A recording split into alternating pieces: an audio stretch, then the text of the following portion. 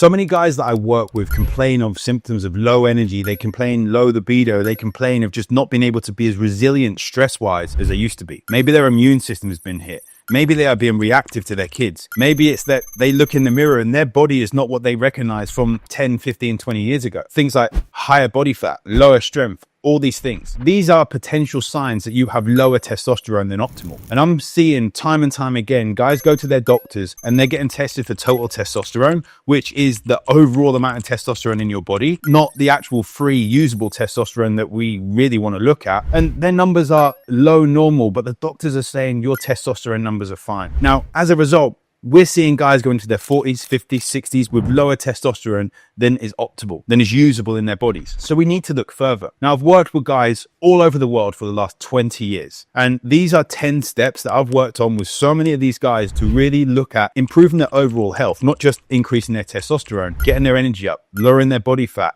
making them sleep through the night, improving their connection with their wife, stopping them being reactive to their kids. Now, these steps, let's go through them. The first one, fix your sleep. If you are not sleeping through the night, if you're not getting 7 or 8 hours of sleep, I don't care if you're one of these people that say, I get by perfectly fine on 4 or 5 hours sleep. Check your bloods, see what is actually going on. How is inflammation? We can very easily get by on being stubborn. That's what us guys do. But when we look at science and we look at the actual testing and look at the bloods, there's a study that shows that if you sleep for 6 hours or less for just 2 weeks, that can lower your testosterone levels by 10 to 15%. Now, that's like after the age of 30, if we're not doing things to implement to actually work on our testosterone levels, your testosterone can lower from like 0.4 to 1.4% every single year. So if you're lowering your testosterone in 2 weeks by 10 or 15%, that is like aging yourself 10 or 15 years in 14 days. We need to get that sleep in there. You need to be having good, deep sleep. You shouldn't be waking up to go to the toilet through the night. And that's another thing. Waking up through the night is common. It's not normal. So we need to make sure that we work on that. Are you waking to go to the toilet, or are you going to the toilet because you need to wake up? That's a sign of poor blood glucose management, poor cortisol management, and all other things that are going on. So fix your sleep first. Number 2, cholesterol. We've been brought up in this world. If you're like me, going into your 40s, if you're in your 50s or your 60s, chances are you've been told fat is bad. Now, cholesterol is a precursor to sex hormones, including testosterone and other hormones down the line. So we need to get cholesterol in there. It's the building blocks. Imagine trying to build a powerful mansion, but you haven't even got any bricks. That's what cholesterol is. Now, cholesterol has been demonized because of bad cholesterol. When we look at LDL, low density lipoproteins. Now, what is going to increase bad cholesterol in your body are things like loads of processed junk food, high levels of stress, low sleep, alcohol, smoking, not being very active, and poor gut problems. All these things are going to increase those things going on. So we need to look at that as well. Get cholesterol in there. Get good concentrated levels of cholesterol. Get some red meat in there. Get some eggs in there. Get some butter. Yeah, at little amounts. Don't cut them out completely. Number 3 is resistance training. The amount of guys I speak to that say, I haven't got time to go to the gym. I look at their screen time on their phones and they've got 4, 5, 6 hours a day. Yes, I know some people are working from their phones, but if you truly want to optimize your testosterone levels, we need to be training at least 2, 3 full body sessions a week. Doesn't mean you have to spend hours in the gym. I ask guys when they come to me, they haven't got a personal trainer, because I have some clients that have a personal trainer. They come to me, we need to commit to doing 3 hours in the gym a week. 3 hours. It's all I need from you. 3 1-hour sessions, or even 3 45-minute sessions. But get in there, getting it done, not scrolling through your phone, put in the work, push yourself, get some muscle growing. Why? It helps with your testosterone levels. And it will also help with number 4, reducing your body fat. Not just crash dieting, but the problem is when we have high levels of body fat, our testosterone can get aromatized into a thing called estrogen, which we do need estrogen. We absolutely do need estrogen. Take it from someone that has had rock bottom testosterone at one point in his life. And that as a result, we had no estrogen in my body. I woke up, first off, it was horrible. Crying like for the sake of no reason. I didn't know what I was doing. I was then doing every single thing to improve my health, but my body was going backwards. Body fat was actually increasing. But the worst thing was the brain fog. So if you are suffering from brain fog, it might be that you've got such low testosterone, you can't create any estrogen. And as a result, you can't then get your brain to function effectively. The opposite happens when we have high levels of body fat. We then can push too much estrogen in there. That's a problem if we over aromatize. Then that goes into the 5th one, reduce your plastics. These are classes, a lot of plastics are classed as endocrine disruptors.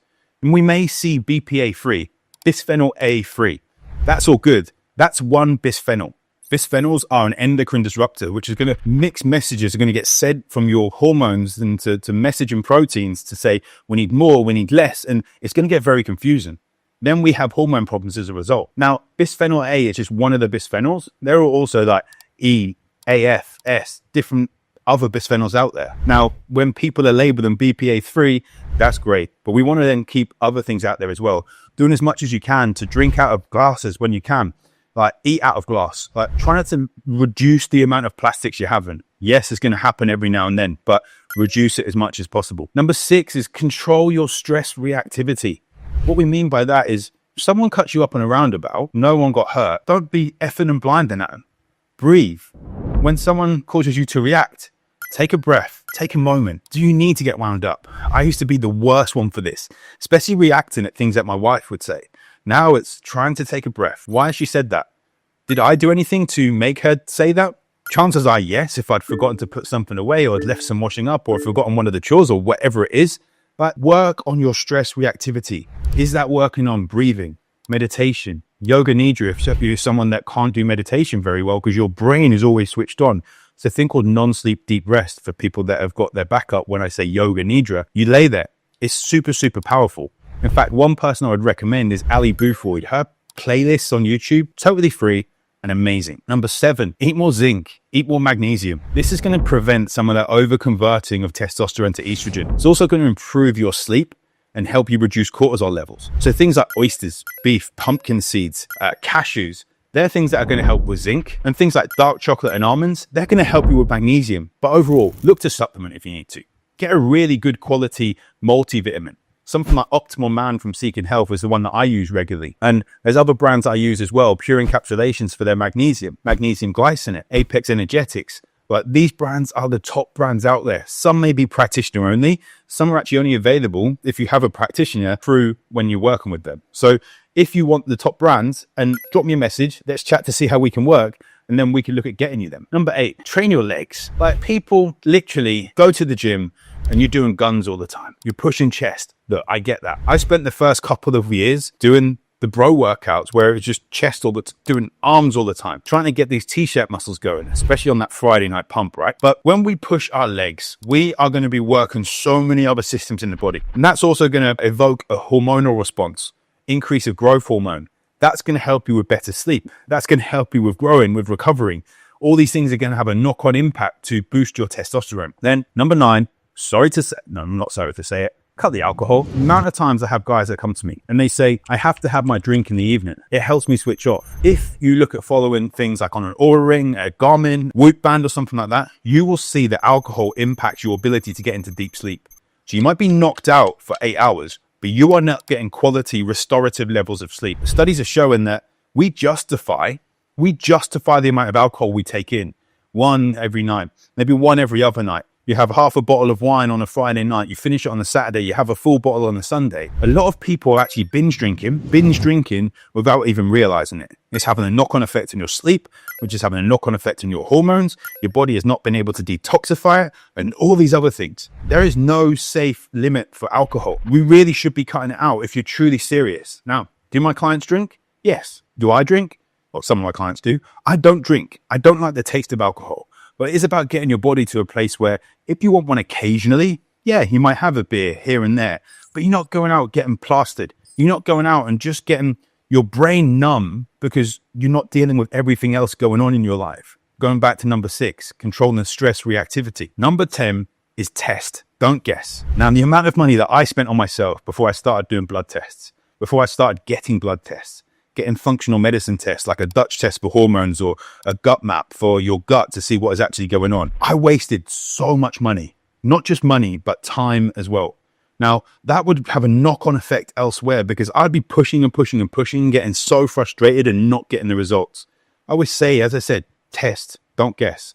Don't be thinking something's going to work because someone on Instagram said that, look, this is going to work. It's not necessarily going to happen like that.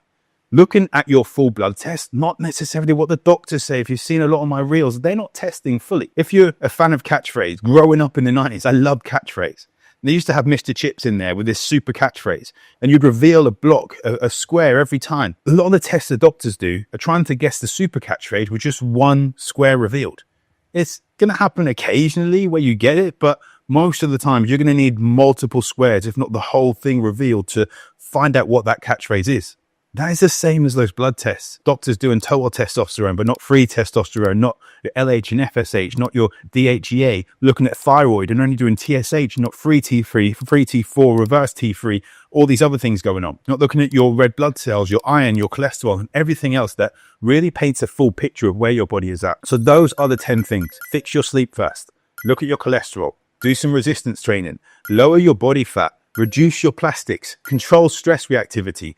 Eat more zinc and magnesium. Train your legs. Don't be that guy that's, no one lets some good mate skip leg day, right? Cut the alcohol and test. Don't guess. Now, as I said, a lot of people have this information and not implement. If you want to implement, then hit me with the word